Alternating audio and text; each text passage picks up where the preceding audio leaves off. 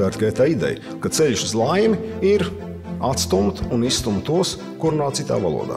Tā arī viss atbild no Latvijas politiskās pieredzes. Vai vispār šī sabiedrība sev kādreiz ir daudz definējusi kā eiropiešu? Un, diemžēl, vēsturiski nē. Kas ir Eiropa? Eiropas Savienība.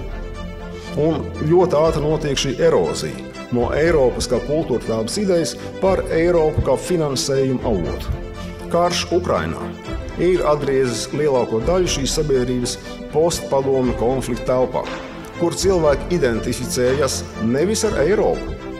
Viņi identificējas lielākā daļa atklāti ar Ukrainu, idealizējot un pieņemot, ka Ukraina ir viendabīga masa un brīvības cienītāji. Un savu kaut kādu neliels kluss segments, klusībā, identificējas ar Krievijas kara mērķiem. Tad jautājums, vai šī etniskā kustība, kas vērsta uz to cilvēku izstumšanu, kuri varbūt ir spējīgi, varbūt ir izglītoti, bet nav dzimuši par latviešu, vai tas deva tādu valsti, kura gribētu sevi aizstāvēt? 40. gadā šī valsts sevi aizstāvēt negribēja. Solījums, kā suverēnā vara piederēs Latvijas tautai, nekad nav ticis īstenots. Jo tas, kur mūs ved etniskā nacionālisma ceļš, mēs zinām, tas pats labākais šodien, ko mēs tādā veidā varam uzbūvēt. Bet vai ar to pietiek?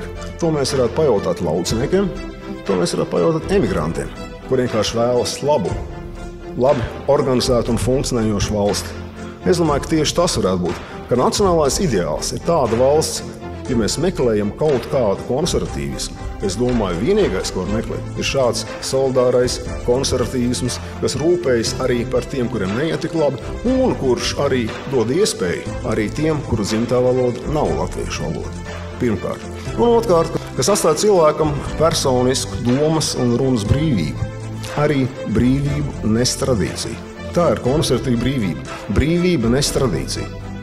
Bet viņa ir jābūt iekļaujošai un ir jābūt solidārai, jo tikai tādā veidā mēs varam šo sarunu par politiski organizēto mēs virzīt pozitīvā gultnē.